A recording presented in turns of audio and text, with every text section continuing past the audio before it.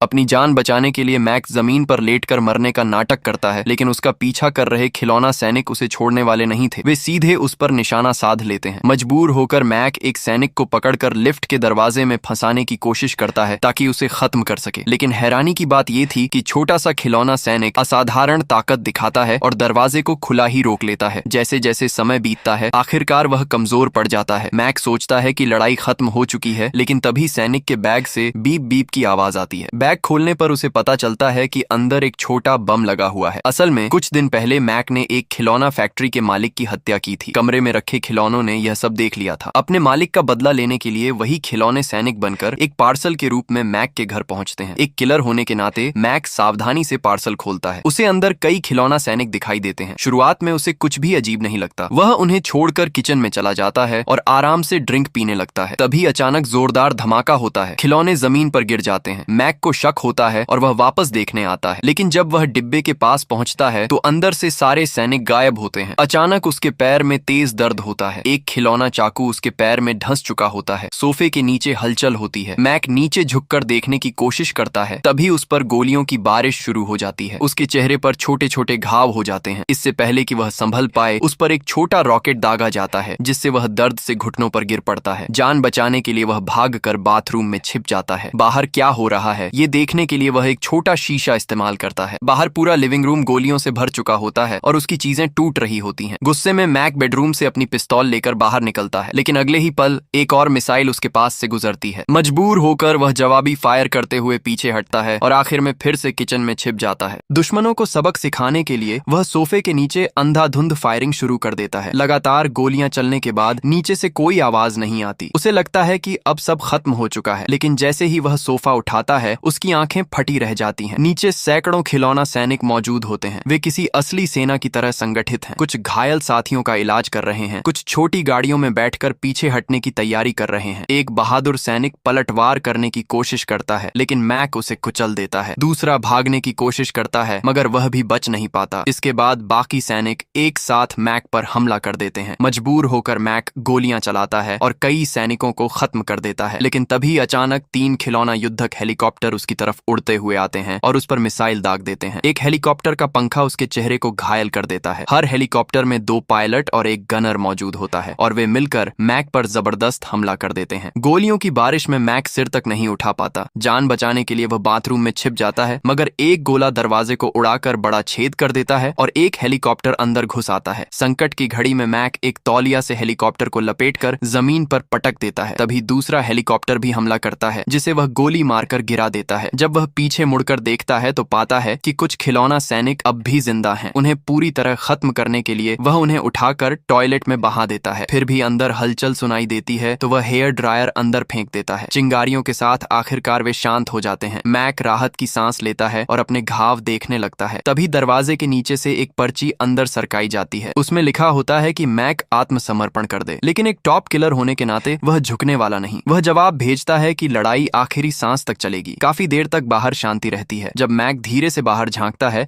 तो देखता है कि खिलौना सैनिकों ने एक बड़ी तोप तैनात कर दी है। अगर वह वहीं रहता तो सीधा निशाना बन जाता। मजबूर होकर मैक खिड़की से बाहर निकलता है और 100 मीटर ऊंची इमारत की बाहरी दीवार पर लटककर आगे बढ़ने लगता है। नीचे गहरी खाई है, एक गलती और सीधी मौत। उसे पता नहीं होता कि इसी बीच एक खिलौना हेलीकॉप्टर चुपचाप ऊपर से उसकी ओर बढ़ रहा है। मैक बिल्डिंग की बाहरी दीवार पर लटका हुआ आगे बढ़ ही रहा होता है कि तभी एक खिलौना हेलीकॉप्टर उस पर गोली चला देता है। मशीन गनर लगातार उस पर फायरिंग करता है। मजबूरी में मैक जवाबी गोली चलाता है और एक हेलीकॉप्टर को गिरा देता है, लेकिन उसे समझ आ जाता है कि यहाँ रुकना मौत को बुलाने जैसा है। वह तेजी से पास की खिड़की की ओर बढ़ता है और किसी तरह बालकनी तक पहुंच जाता है। बालकनी से अंदर झांकने पर वह देखता है कि कुछ खिलौना सैनिक अब भी बाथरूम के पास खड़े हैं और नई रणनीति बना रहे हैं। साफ है कि उनका इरादा मैक को खत्म करना ही है। तभी मैक की नजर एक अग्निशामक यंत्र पर पड़ती है। उसके दिमाग में तुरंत एक योजना बनती है। वह एक छोटा खिलौना बाहर फेंककर सैनिकों का ध्यान भटकाता है और चुपके से पीछे जाकर अग्निशामक यंत्र से उन पर तेज फुहार छोड़ देता है। सैनिक घबराकर इधर उधर भागने लगते हैं। इसी बीच 2 सैनिक एक छोटे बख्तरबंद वाहन में बैठकर उस पर हमला कर देते हैं और उसके पैरों की ओर गोलियां चलाने लगते हैं। हालात बिगड़ते देख मैक गैस सिलेंडर जलाकर उस वाहन की ओर छोड़ देता है, जिससे वह वाहन नष्ट हो जाता है। लेकिन तुरंत और सैनिक वहां पहुंच जाते हैं। अब मैक पूरी ताकत से पलटवार करता है। वह आग का इस्तेमाल इस्तेमाल कर कई सैनिकों को रोकता है, फिर रसोई से बेलन उठाकर उन्हें तोड़ देता है। बाकी सैनिक आवाज सुनकर चारों तरफ देखने लगते हैं, लेकिन उन्हें पता ही नहीं चलता कि मैक उनके पीछे पहुंच चुका है। एक एक कर वह सबको खत्म कर देता है। यह सुनिश्चित करने के लिए कि वे दोबारा सक्रिय न हो, मैक उनके हिस्सों को अलग कर देता है और उन्हें ओवन में डाल देता है। उसे लगता है कि अब खतरा टल गया है। वह राहत के लिए गर्म पानी में बैठने की सोचता है, लेकिन अचानक उसकी कलाई पर तेज चोट लगती है। उसे समझ आता है कि कुछ सैनिक अब भी बचे हुए हैं। वह जल्दी से पट्टी बांधता है और घर छोड़ने का फैसला करता है, लेकिन अब निकलना इतना आसान नहीं है। एक खिलौना स्पेशल फोर्स सैनिक पहले ही लिफ्ट में घुस चुका होता है। जैसे ही मैक लिफ्ट में कदम रखता है, कंट्रोल पैनल से चिंगारियां निकलती हैं और लिफ्ट अंधेरे में डूब जाती है। अगले ही पल अंधेरे में से एक खिलौना सैनिक कूदकर उसके पैरों पर वार कर देता है। लिफ्ट के अंदर हल्की रोशनी में मैक देखता है कि कंट्रोल पैनल के भीतर एक खिलौना स्पेशल फोर्स सैनिक उसे घूर रहा है। यह सैनिक बाकी सबसे ज्यादा ताकतवर और चालाक दिखाई देता है। मैक कुछ समझ पाता उससे पहले ही वह सैनिक वेंटिलेशन के रास्ते ऊपर चढ़ जाता है। मैक समझ जाता है कि लिफ्ट में रुकना मौत को बुलाना है। वह भी वेंटिलेशन शाफ्ट में चढ़ जाता है, लेकिन जैसे ही वह थोड़ा आगे बढ़ता है, वही स्पेशल सैनिक उसके सिर के ऊपर दिखाई देता है, हाथ में चाकू लिए घात लगाए बैठा हुआ। तभी बगल से दूसरी लिफ्ट तेजी से ऊपर आती है। सही समय देखकर मैक छलांग लगाता है और दूसरी लिफ्ट की छत पर गिरता है, फिर अंदर कूद जाता है। वह तुरंत बटन दबाकर नीचे भागना चाहता है, लेकिन तभी वह स्पेशल सैनिक भी अंदर आ जाता है और सीधे मैक के सीने पर चढ़कर हमला करने लगता है। दोनों के बीच जबरदस्त संघर्ष होता है। आखिरकार मैक उसे झटक कर दूर फेंक देता है। जैसे ही लिफ्ट का दरवाजा बंद होने लगता है, मैक फिर से मरने का नाटक करता है। सैनिक पास आता है तो वह अचानक उसे पकड़कर पूरी ताकत से दरवाजे की ओर धकेल देता है। सैनिक दरवाजे को रोकने की कोशिश करता है, लेकिन उसकी ताकत कुछ ही सेकंड तक साथ देती है। आखिरकार दरवाजा बंद हो जाता है और वह सैनिक कुचल दिया जाता है। मैक को लगता है कि अब सब खत्म हो चुका है, लेकिन तभी कुचले हुए सैनिक के बैग से बीप बीप की आवाज आती है। मैक हैरानी से बैग खोलता है और देखता है कि उसमें एक माइक्रो बम लगा हुआ है। अगले ही पल जोरदार धमाका होता है। इस बार मैक बच नहीं पाता। इसी के साथ ये जबरदस्त और अनोखी लड़ाई यहीं खत्म हो जाती है, जहां बदले की आग में जलते खिलौनों ने आखिरकार अपने मालिक का बदला पूरा कर लिया।